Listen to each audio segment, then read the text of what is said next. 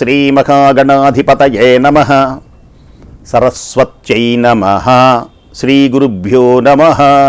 హరి ఓం. హే గోపాలక హే కృపాజలనిధే హే సింధుకన్యాపతే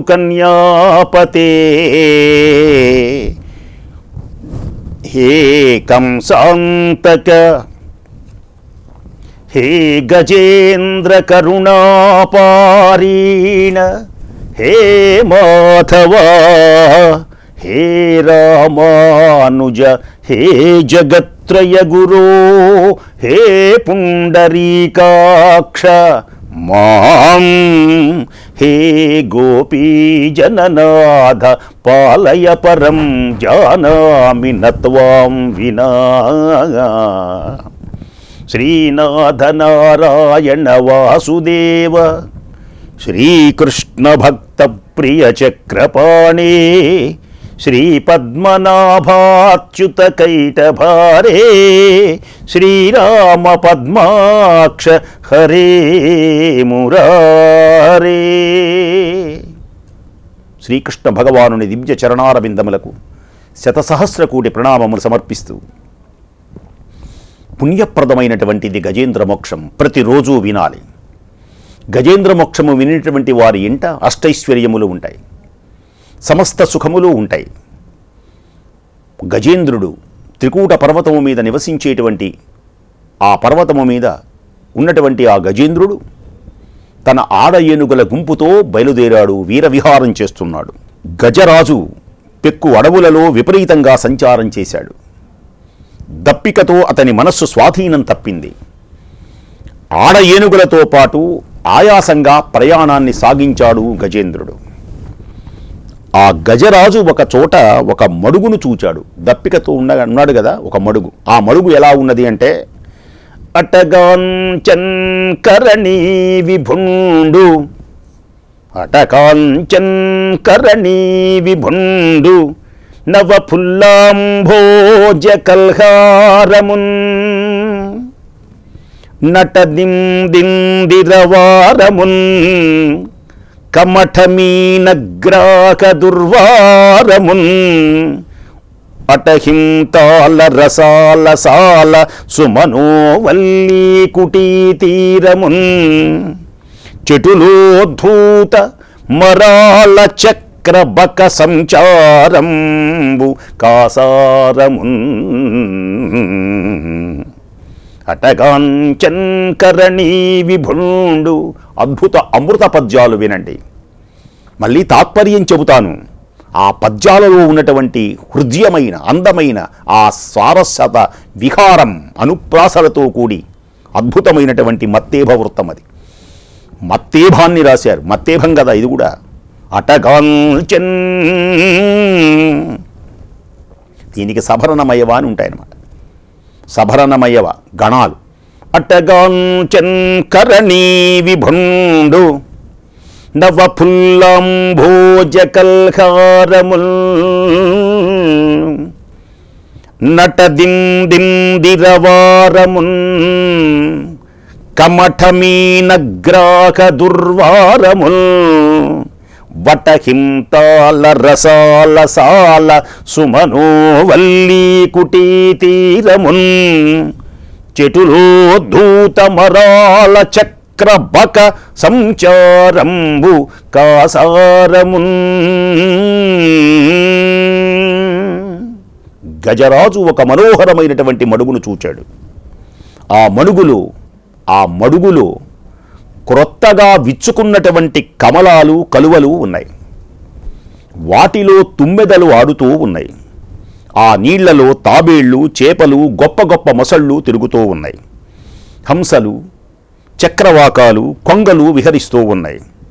ఆ గట్టుపై మర్రి, తాడి, మామిడి, మద్ది, పూల తీగలు, పొదరిళ్ళు ఉన్నాయి.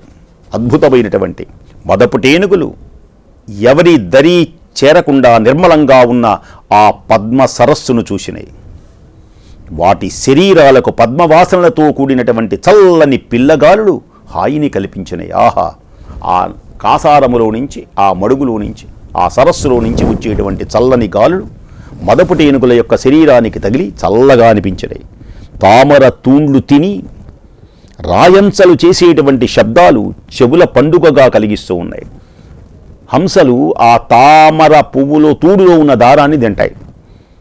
కమ్మగా చేసేటువంటి శబ్దాలు ఆ పండుగను కలిగిస్తున్నాయి చెవులకి. విరిసినటువంటి కలువల పద్మాల వాసనలు ముక్కులకు తృప్తిని కలిగిస్తూ ఉన్నాయి.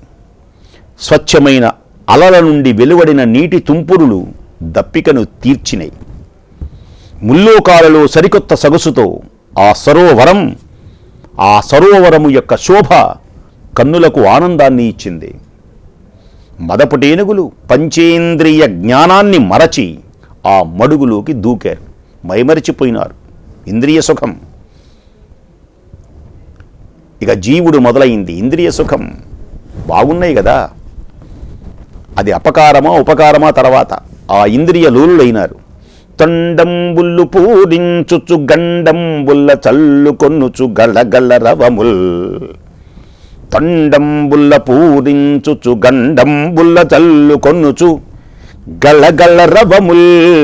మెండుకొన వలుద కడుపులు నిండన్ వేదండ కోటి నీటిన్ త్రావెన్. ఏనుగులు తొండాలతో నీళ్లు నింపుకొని చెక్కిళ్లపై చల్లుకుంటున్నాయి. గళగళ గళగళ బొలబొల బొలబొలమనేటువంటి శబ్దాలు చేస్తూ తమ కడుపుల నిండా నీళ్లు త్రాగినాయి.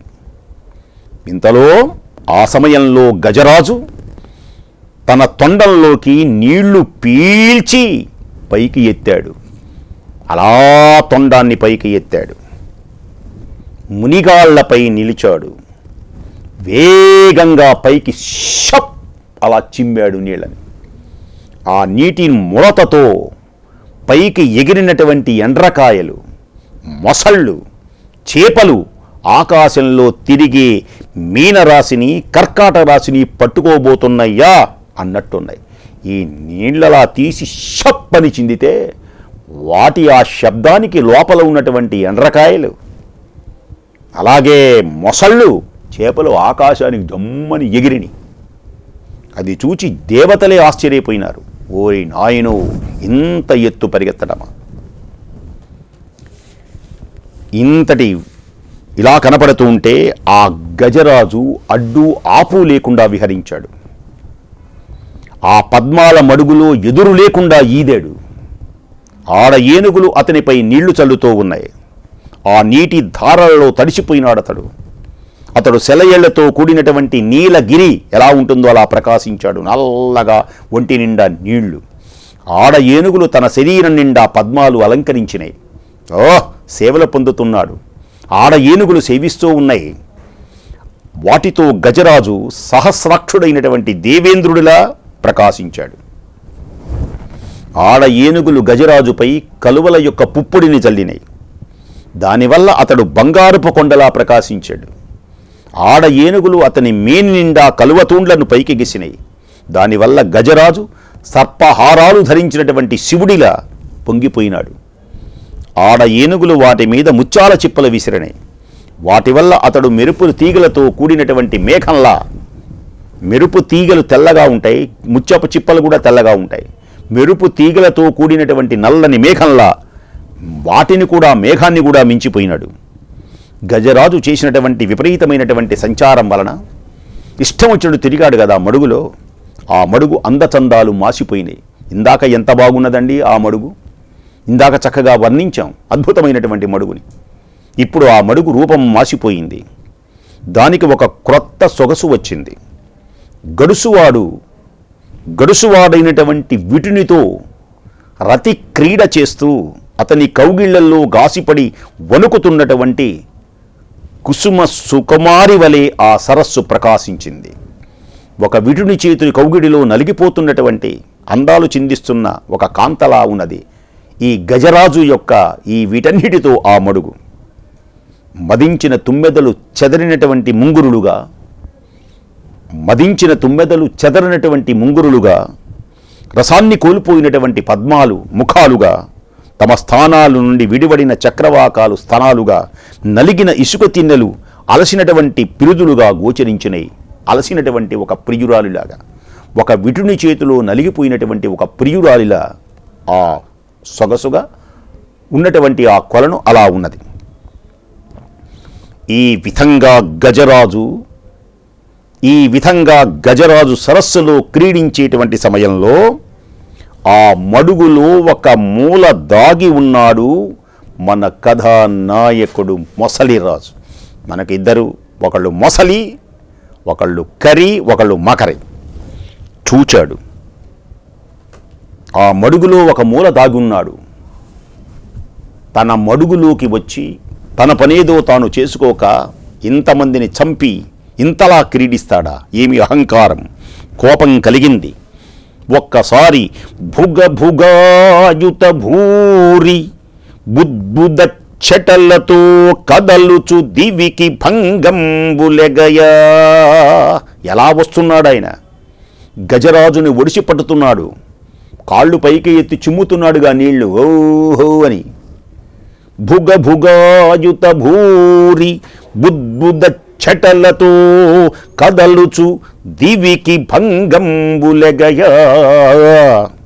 భువన భయంకర భూత్కార రవమున ఘోర నక్రగ్రాహ కోటి బెగడ వాల విక్షేప దుర్వార జంఝానిల వశమున ఘుమ ఘుమావర్తమడర కల్లోల జాల సంఘట్టనంబుల తటీతరులు మూలలతో ధరణికూల సరసులో నుండి పొగడి సంభ్రమించి అదరి కుప్పించి లంఘించి హుంకరించి భాను కబళించి పట్టు స్వర్భాను పగిది ఒక్క మకరేంద్రుండు ఇభరాజున్ ఒడిసి పట్టే. గజరాజు సరస్సులో క్రీడించేటువంటి సమయంలో మడుగులో ఒక మూల దాగి ఉన్న మొసలిరాజు చూశాడు. భుగభుగమనేటువంటి పెద్ద శబ్దాలతో ఆ మొసలి అలా నీళ్లలో షక్ అనేటప్పటికీ దాని ముక్కుల్లో నుంచి నీళ్ళు వస్తాయి. బొక్ బొక్ బొక్ అని, బొగ్ బొగ్ బొగ్ అని పెద్ద బుడగలతో పుట్టి అలలు ఆకాశానికి ఎగిరేటట్లు పైకి ఎగిరాడు అతడు.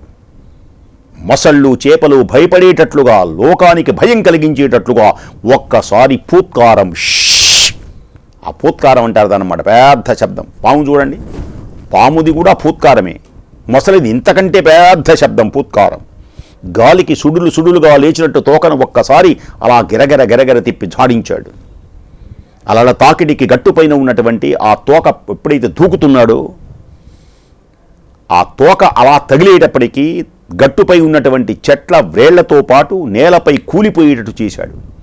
ఫలామందగలగానే చెట్లన్నీ కోకట వేళ్లతో సహా కూలిపోయినాయి. అంత పెద్ద బలం కలిగినటువంటి వాడు మొసలి. హుంకారం చేస్తూ కుప్పించి ఎగిశాడు. రాహువు సూర్యుని వడిసి పట్టినట్లుగా ఆ మకరరాజుని గజరాజు ఒక్కసారి వడిసి పట్టుకున్నాడు అని. గజేంద్రుడు మొసలి పట్టును తప్పించుకున్నాడు. పొడవైన తన తొండాన్ని పైకి ఎత్తి కొట్టాడు. ఆ దెబ్బకు మొసలి చనిపోయినట్లు నీళ్లలో పడిపోయింది. తొందరగా తేరుకుంది. అది ఏనుగు ముందరి కాళ్ళను ఒక్కసారి అలా పట్టుకుంది. మొసలి తన కాళ్లను పట్టుకోగానే గజేంద్రుడు ఏమాత్రం వెనుదీయలేదు. అలా పట్టేసింది కదా కాలుని అని. తరియంతో తన దంతాల మొనలతో బలంగా ఆ మొసలి బురుసుల కింద భాగాలను కదిలేటట్టుగా ఒక్కసారి అలా పొడిచాడు. అలా పొడిస్తే ఆ దంతం గనక పొడిస్తే లోపల గుచ్చుకోవాలి. దురదృష్టం, మొసలి పట్టు తప్పింది. ఆ పొలుసులన్నీ బాగా నీళ్లలో ఉండటం వల్ల పాచిపట్టి ఉన్నాయి. జర్రన జారింది. ఆ దంతం లోపలికి వెళ్ళవలసింది జారిపోయింది. వెంటనే అది తన కాళ్లను విడిచి దాని తోకను పళ్లతో కరిచింది.